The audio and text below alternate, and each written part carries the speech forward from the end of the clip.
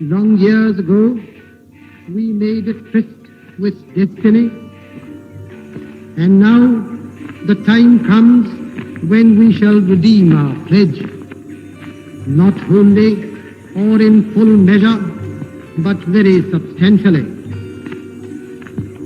At the stroke of the midnight hour, when the world sleeps, India will awake to life and freedom.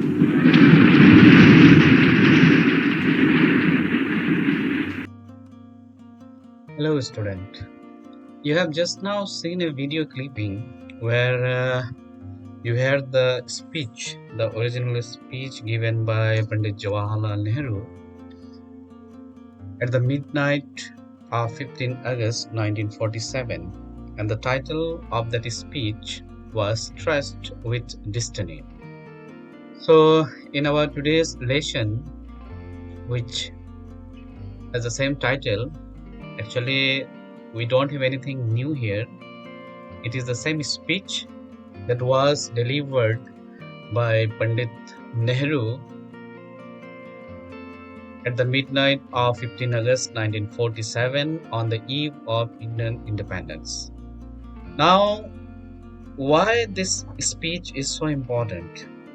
This speech is important because our country, India, after almost being under the British dominion of 200 years, got independence at last. It was a momentous moment for the countrymen, for all the freedom fighters who sacrifices and who undergo so many hurdles to achieve this day. So here is the speech and the things that it was the first speech made by the Prime Minister, the Premier of a nation, of a newly freed nations, make it important. So let's see what was the sum and summary of this speech. Trust with destiny. Now, trust means meeting. So it has a lot of literal meaning, but here in this speech, it means you are meeting to someone to whom you have given word. Yeah, trust with destiny means you are meeting with your luck. Your destiny means luck, or in Hindi, if we say, then it is kismet. Bhagya se mulaqat. Let's see the lesson, and paragraph wise we will see the explanations. Long years ago, we made a trust with destiny, and now the time comes when we shall redeem our pledge, not wholly or in full measure, but very substantially. At the stroke of the midnight hour, when the world sleeps, India will awake to life and freedom. A moment comes which comes but rarely in history, when we step out from the old to the new, when an age ends and when the soul of a nation long suppressed find utterance. So in this first paragraph, we can see what our Prime Minister is saying. So in the first line it says that the promise to meet to our destiny, to a free world where our country is going to live now, was made a year ago. And now it is the time when we shall refresh it. A redeem means refresh, to get it again. So what pledge, what promises has been made? So it's times, the times comes when it have to be fulfilled. At the stroke of the midnight hours, when the world sleeps, India will awake to live, life and freedom. So here what says? So it's midnight. because we get our independence, we get our freedom at the midnight only. So, yeah, Nehru is saying that when all the world is sleeping, we comes out to celebrate our freedom. So this is a moment of great importance, not only for India but for the entire world. So a moment which comes but rarely in history, when we step out from the old to new, when a moment which comes but rarely in history. So this is a moment which comes rarely in history, because to get independence after such long struggle and such a long dominion is something which is immeasurable. Here Jawaharlal Nehru is saying that when we step out from the old to new, so this is a moment when we will be changed into new. One age will end, because almost after 200 years of dominance, when you are getting freedom, it is something like going to a new age in new world. So that's what he is saying. When an age end and when the soul of a nation long suppressed find utterance. So when your country was under the dominion of British, of a foreigner, you have been suppressed. Now after getting independence, we get utterance, we get a voice. It is fitting that at this solemn moment we take the pledge of dedication to the service of India and her people and to the still larger cause of humanity. So Nehru is saying that at this glorious moment, all the Indians should take pledge, make a promise that they will be serving to their motherland with full dedications and full sincerity, not only to the country but the people who are living here, and for the greater cause of humanity, for the development of the nation.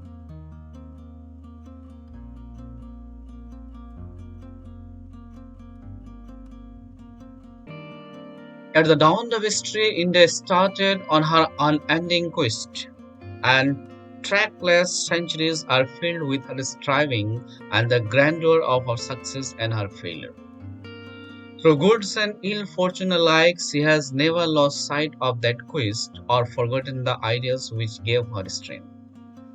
So, in this line, Jawaharlal Nehru is saying that at the dawn of history, the beginning of the history, India started on her unending quest. A quest means search. Okay, search for answer, search for something that's needed. And trackless centuries are filled with her striving and the grandeur of her success and her failure. So Nehru is saying that now we got independence, now our search, our quest begin our journey of development, our journey where we will get once again our old glory and grandeur. Through good and ill fortune alike, she has never lost sight of that quest or forgotten the ideas which gave her strength. So Nehru is saying that India was a great nation from the beginning, when British were not there, when Portuguese was not there, or when the country was not under anybody's dominion. India was great, and she has never forgotten her greatness. The ideal which make India one of the greatest country of the world.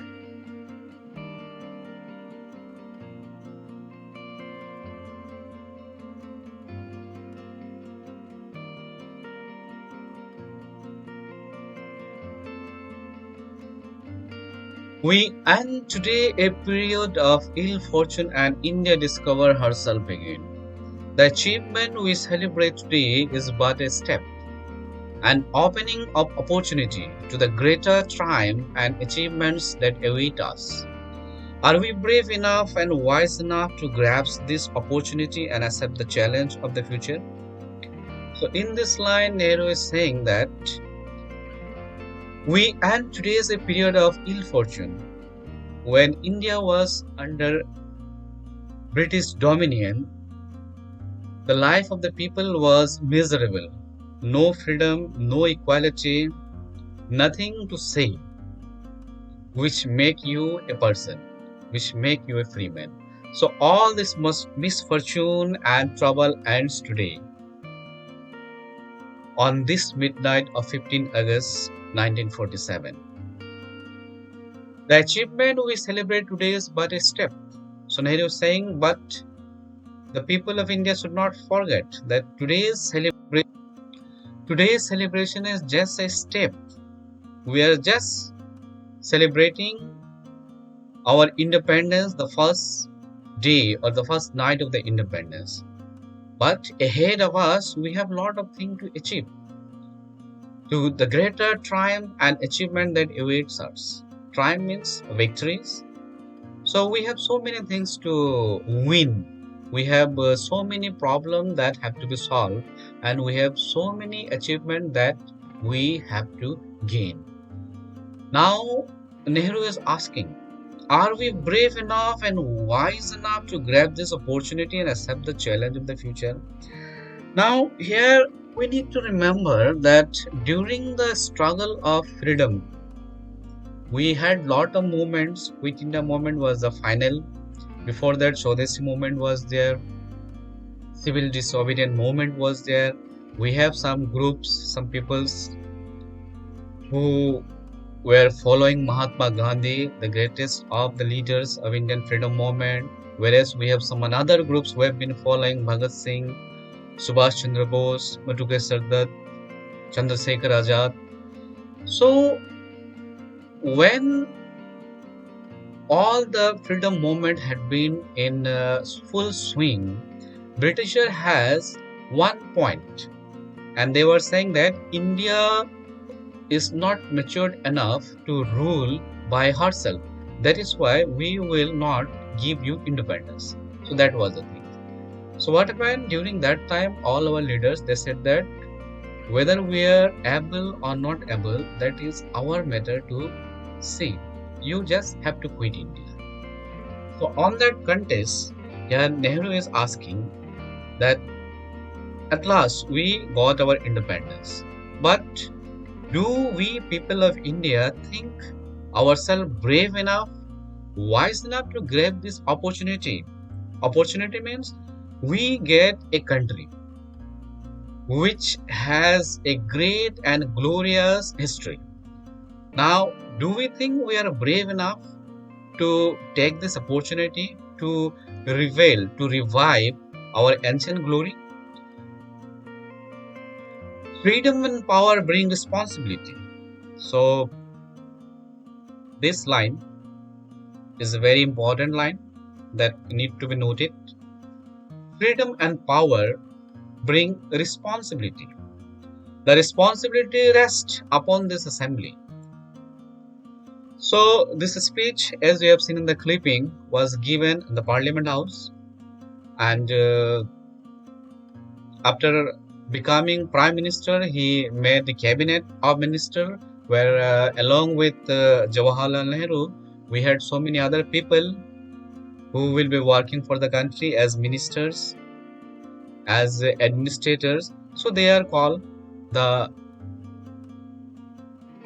representative of the people. So assembly was set up. So here the mention is of that. Now what Nehru has said here is freedom and power bring responsibility. So you got freedom, no doubt, but along with this freedom you got responsibility to do work. Now this responsibility which is given upon us on the assembly, a sovereign body representing the sovereign people of India, before the birth of freedom we have endured all the pain of labor and our heart are heavy with the memory of this sorrow. So Nehru is saying that we have been given a great responsibility. All the people who are in this cabinet, who has taken some post to work and serve the nations, have been given some responsibility, and we have not to forget. Before the birth of freedom, before we achieve the freedom, we have sacrifices a lot. Lot of our leaders have died. Lot of our people have been tortured and murdered by the Britishers. And the loss and their sorrow are still in our memory. Some of those pain continue even now, and we have all the pain, all the remembrance, but still it will pass. We have to forget and we have to move forward. In the last line, he is saying that nevertheless, the past is over and it is the future that beckons to us now. Here, beckon means signal. Okay, signal means ishara karna.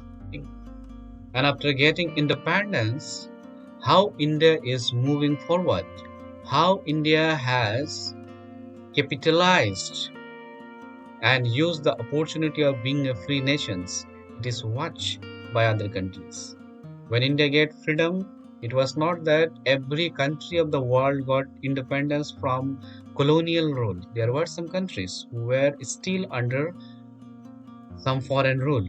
So they have been watching, and they will be watching how India progress in her path of independence. So on that context, Jawaharlal Nehru said this, that what India will be doing, it will be for the world also.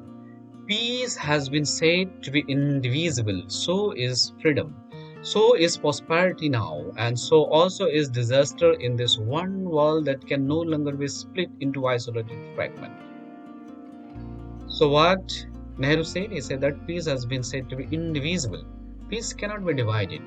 In the same way, freedom cannot be divided. That means I am free, you are not free.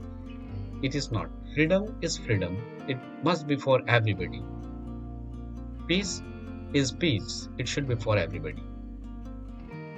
The people of India, whose representatives we are, we make an appeal to join us with faith and confidence in this great adventure. So, at last, stranger, at the last line of his speech, Nehru is saying to all the people of India that in this great adventure, at this great work, not only we who are on the cabinet, who have been holding some post, but all the people of India should join hand in hand to work for the country, forgetting everything. This is no time for pity and destructive criticism. So, this is not time to criticize or to find faults in others. Since it is a new country, everybody is learning. So we may be doing some mistake, or we may have done some mistake, but this is not time for criticizing these things or take out all these things. But it is time when everybody should be together and work together to build the nations. This is no time for pity and destructive criticism, no time for ill will or blaming others. We have to build the noble nations of free India, where all her children may dwell. So, dear student, this is one of the most simplest English which has been used in writing this speech. And this is the greatness in the part of Jawaharlal Nehru to deliver such a nice, such an epoch-making speech. You have not forgotten that Jawaharlal Nehru was at the same time a politician, a philosopher, a freedom fighter, a good parent, a father, and a writer. He had a lot of books. So being a writer, we must believe that whatever he say and whatever he write, it must be of epoch making. So that's make this speech one of the greatest speech of the world. Okay, so with that, we come to the end of this explanations. Please go through the lessons once again. Some hard words are there to see, and notes will be provided. Okay then, thank you. So our past has lot of problems, lot of suffering, and lot of agony, but our future is calling us. What future? That future is not one of us or resting, but of incessant striving so that we may fulfill the pledges we have so often taken and the one we shall take today. So Nehru is saying that future is calling us. That future is calling us where we have to work incessantly. So, incessantly or incessant means without any stopping, non stop, striving so that we may fulfill the pledges. And we have to work restless with full dedication and sincerely for the development of the nation, for the upliftment of the people, because we had made a promise. And today, in on this assembly, we will again make the same promise. The service of India means the service of the millions who suffer. It means the ending of poverty and ignorance and diseases and inequalities of opportunities. So what Nehru said? Nehru said that service of India means you will be serving to millions of the people who have suffered during the freedom movement under the British rule, and now also whose condition is pathetic. Serving of India means ending the poverty, because India was just born, it got her independence. A lot of misfortune and poverty was there in the society. Nehru is saying that we have to eradicate it. We have to make every people happy and humble. So that's what service means. To end the poverty and ignorance. Ignorance means illiteracy and disease. People had been suffering, are suffering, and you have to end their suffering. Inequalities of opportunity. So under British rule, there was inequalities of opportunities. Opportunity means there was no opportunity for government job. There was no opportunity to do something which will bring name and fame plus economic benefit to you. Though you have the same education qualifications, same quality, but Indian had been always regarded at low rank. So all these things have to be removed in free India. So that's what was the promise, and that have to be fulfilled.